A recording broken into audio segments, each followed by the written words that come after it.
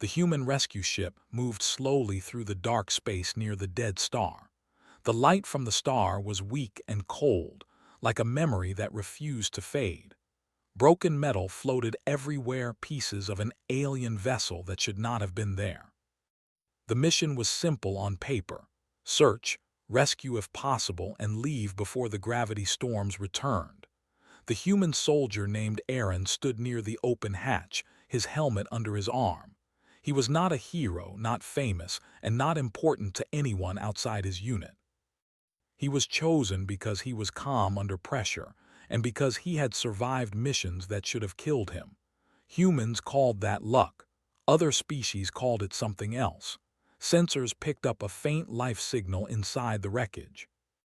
"Only one," the commander said through the comm. "Energy levels unstable. We have 6 minutes." Aaron did not answer. He had already clipped his line and pushed himself into open space. The alien ship was not built for humans. Its halls were narrow and curved, filled with strange symbols that glowed weakly. The air was thin but breathable. The ship felt quiet, not dead, waiting. Aaron followed the signal deeper until he found her. She was trapped behind a collapsed energy barrier lying against the floor. Her form was slender, taller than a human, with pale blue skin that shimmered faintly.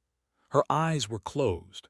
Strange markings ran along her neck and chest, pulsing slowly like a second heartbeat. Her clothing marked her as someone important, high rank, maybe even royal. The barrier was failing. Sparks danced across it, burning the floor. "Rescue target located," Aaron said calmly. "Alive." "Can you extract?" the commander asked. Aaron looked at the barrier. The controls were destroyed. Cutting through it would flood the chamber with energy backlash. "Maybe," he said. That was the truth. Not yes, not no. The timer in his helmet counted down. The alien woman stirred. Her eyes opened, wide and glowing silver. She looked straight at him. Fear crossed her face, sharp and raw. Her species was not supposed to feel fear like that. She tried to speak, but her voice came out weak and broken. The translator struggled, then stabilized. "Do not come closer," she said. "You will die." Aaron stepped forward anyway. Humans were very good at ignoring warnings. He anchored himself, adjusted his suit, and reached for the barrier with a portable stabilizer. The energy surged immediately, slamming into his armor. Pain shot through his arm, white and blinding. He gritted his teeth and did not pull back. The alien watched him in shock. "Stop," she said again. "You are damaging yourself." Aaron said nothing. His hands shook, but he held the device steady. Slowly, painfully, the barrier weakened. Another surge hit him harder this time. His suit alarm screamed. His vision blurred. Still, he did not let go. Finally, with a loud crack, the barrier collapsed. Aaron stumbled forward and fell to one knee. He forced himself up and reached her side. She was heavier than she looked, but he lifted her anyway, wrapping one arm around her body and securing the line with the other. Her skin was warm, too warm. Her markings pulsed faster. "Hold on," he muttered, though he did not know if she understood. As they pulled away, the chamber behind them exploded into light. The rescue ship barely escaped the gravity storm. Systems failed. Lights flickered. Medics rushed forward as soon as Aaron and the alien were brought aboard. Aaron collapsed the moment he released her. When he woke up, the lights were dim and the ship was quiet. His body felt heavy, sore, and wrong. He turned his head and saw her lying in the medical chamber beside him, separated by a transparent field. She was awake. She was staring at him, not with fear, with confusion. And something else he could not name. Doctors, human and alien, moved around her, speaking in low, urgent tones. Scanners hummed. Data scrolled fast. "This makes no sense," one alien physician said. "Her emotional regulators are unstable." "That's impossible," another replied. "They are biologically fixed." Aaron tried to sit up and failed. A human medic pushed him back down. "Easy, you took a heavy hit." The alien woman's eyes followed him. "Who is he?" she asked. Silence fell over the room.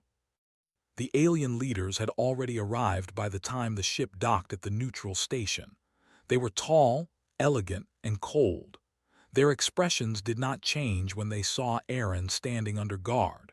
The rescued female stood among them, supported but not restrained. She looked different, her posture was tense. Her eyes moved too much, her breathing was uneven.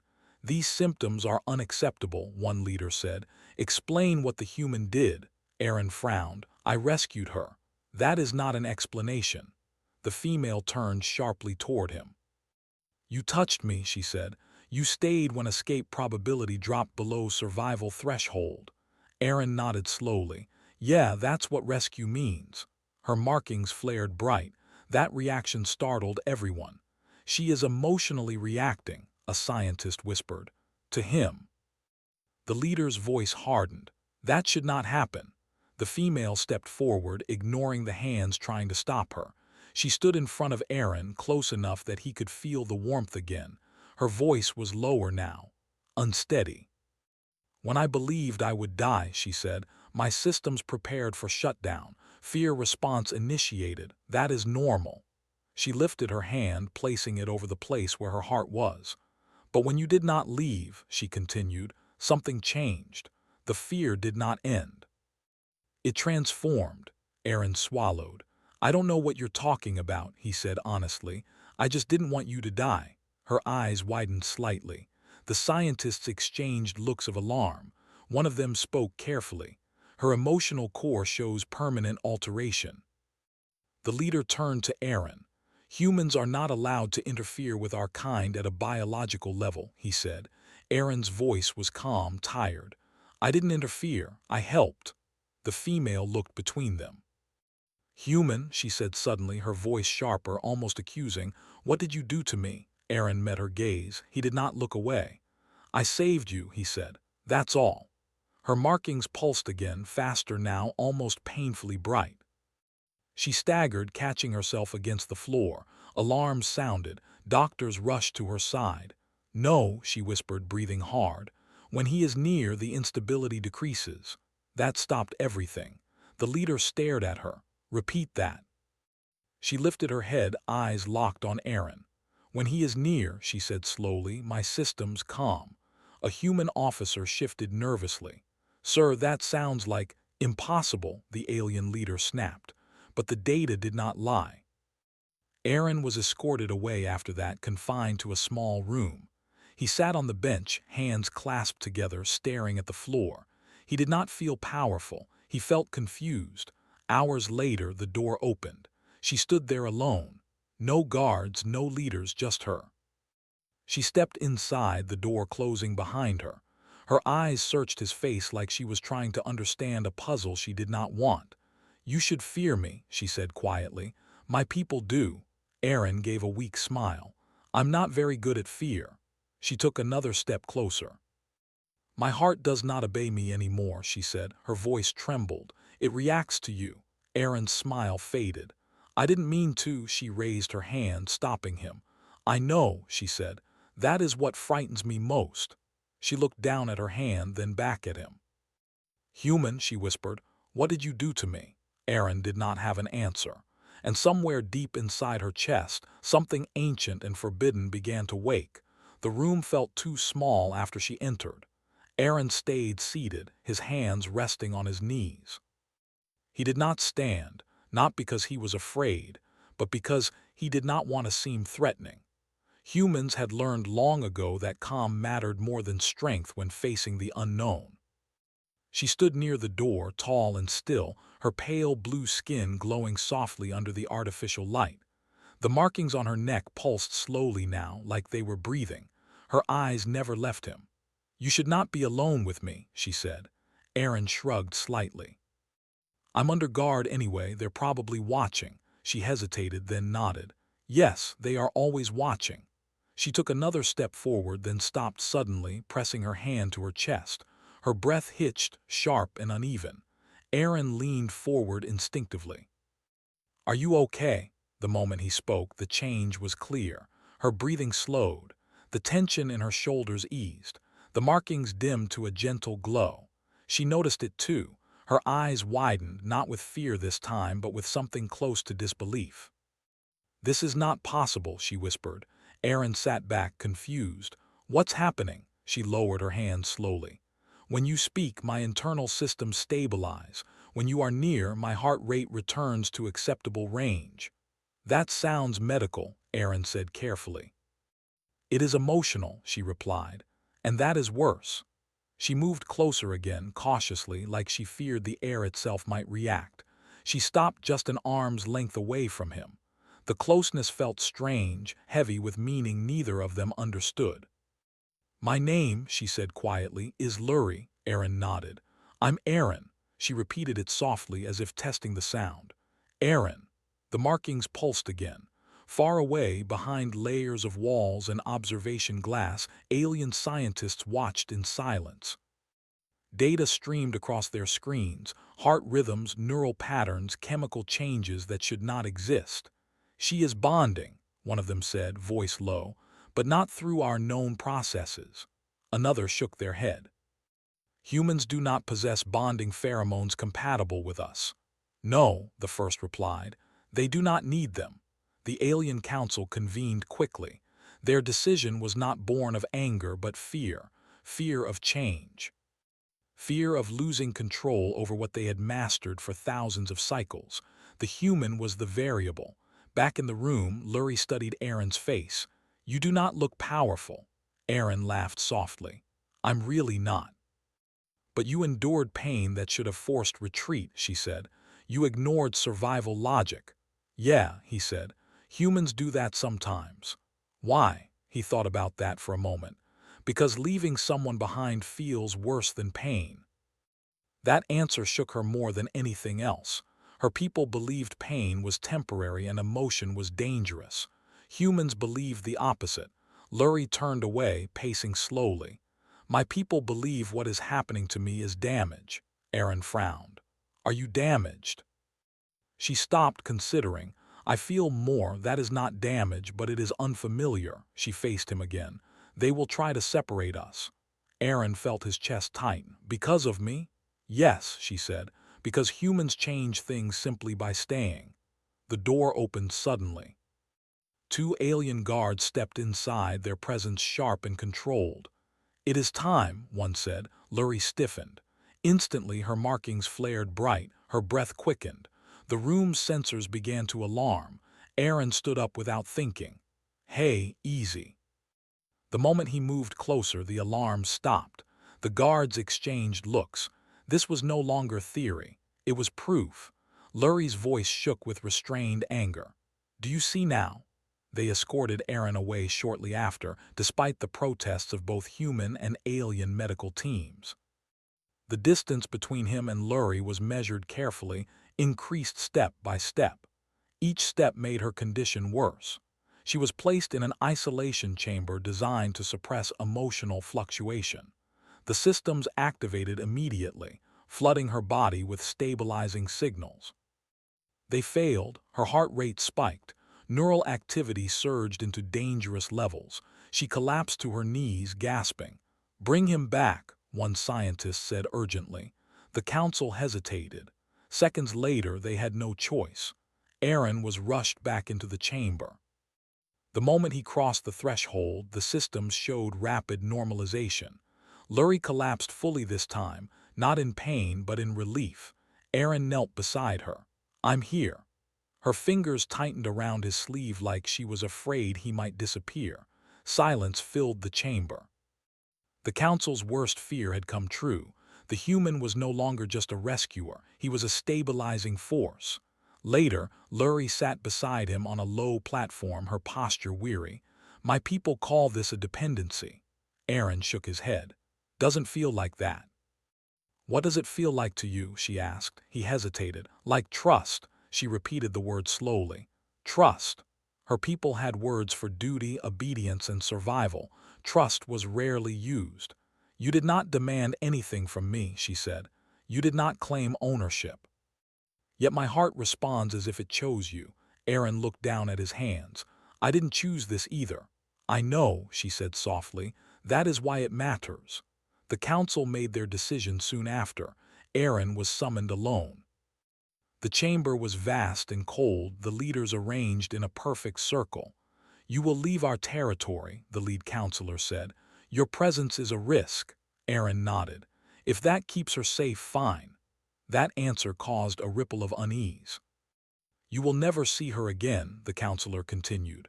Aaron's jaw tightened. He said nothing. "She will recover," the counselor insisted, though even they were not convinced.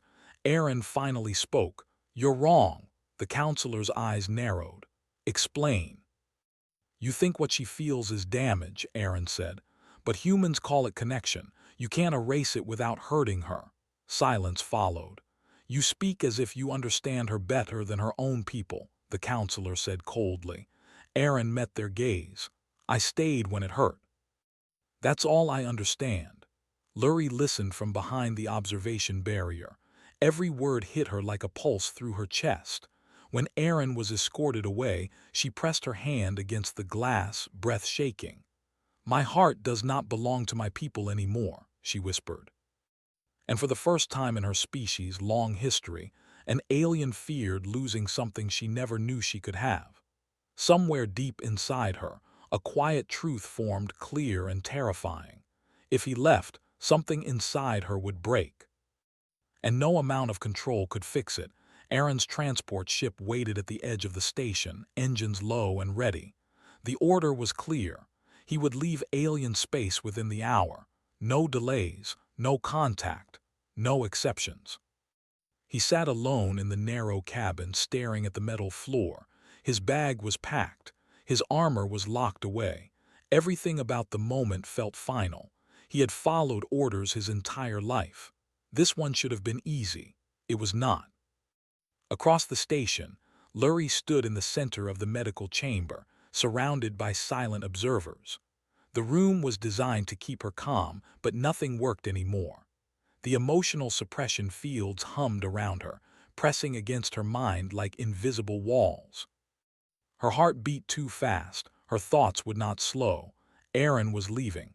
She could feel it even without sensors. The distance between them was growing, and with it, a deep, spreading ache inside her chest. Not physical pain, something worse, something empty. A scientist spoke softly. "Her stability is decreasing again." Another replied, "Increase suppression." They did. Lurie cried out, falling to one knee. The markings on her skin flared violently, then dimmed like a light fighting to stay alive. "Stop," she said, gasping. "You are making it worse." The council leader watched from above, expression tight. "This proves the human's influence is harmful." "No," Lurie whispered. "It proves the opposite." She struggled to stand. Her legs shook, but she did not fall. "You fear what you cannot control," she said, "but I am not broken." The leader's voice was cold. "You are compromised." Lurie lifted her head, eyes burning. "I am awakened." That word echoed through the chamber, awakened. No one moved. Meanwhile, Aaron stood when the transport door opened. A human officer stepped inside, face serious. "They're asking for you," she said. "Again," Aaron frowned. "I thought this was settled."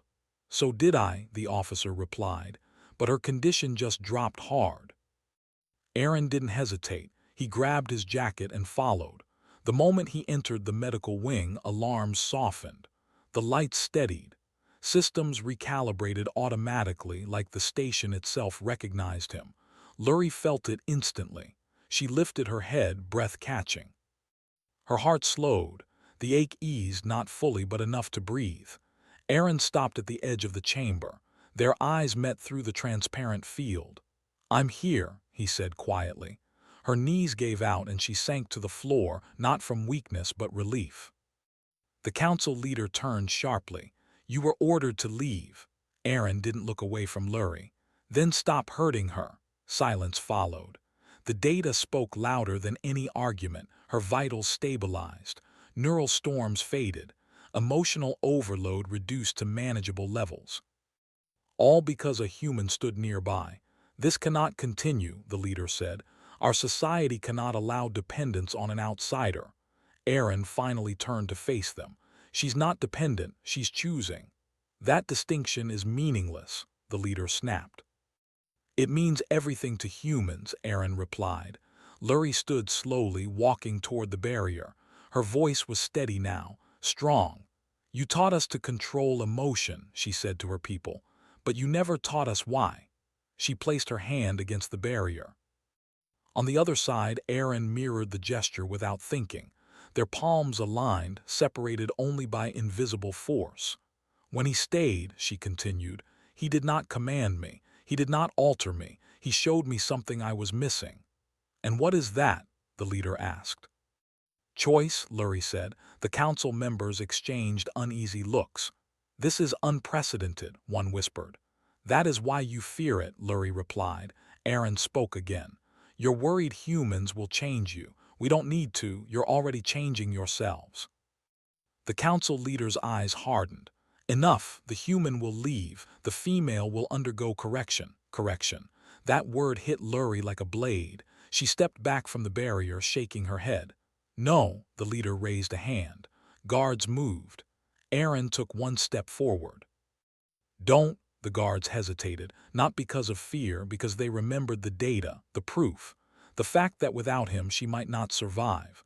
Lurie straightened, her posture tall and proud. "If you force this," she said, "you will not heal me. You will erase me." The chamber filled with tension so thick it felt physical. "Then you leave us no choice," the leader said. Before anyone could react, Lurie did something no one expected. She deactivated her own suppression implant. Alarms screamed. Her markings blazed bright, flooding the room with light. Energy surged around her, uncontrolled but not violent. Raw emotion poured outward, fear, hope, longing, courage, all at once. Aaron felt it like a wave. "Lurie," he shouted.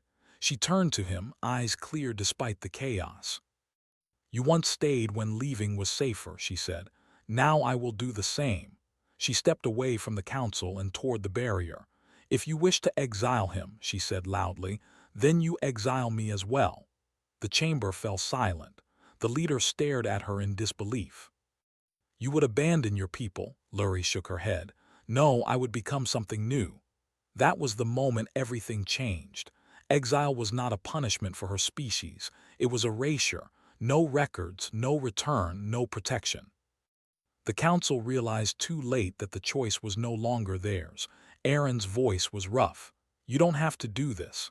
"I do," she said gently, "because my heart already has." The council leader closed his eyes briefly.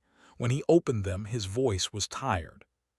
"Very well," he said, "both of you will leave our territory permanently." Guards stepped aside. The barrier dropped. Aaron didn't move at first, he just stared at her. "You're sure?" he asked quietly. Lurie nodded. "For the first time in my life." They walked out together.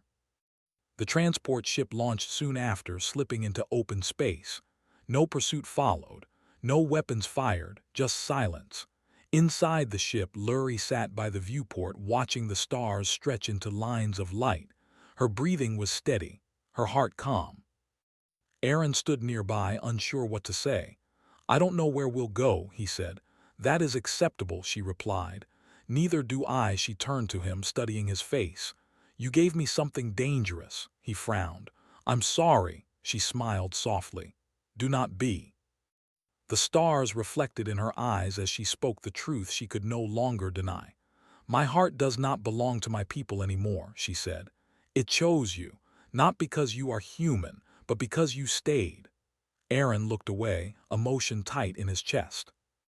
Outside, the galaxy waited, and behind them, an ancient civilization began to understand that humanity's greatest power was not strength, or weapons, or technology. It was the courage to care, even when it changed everything.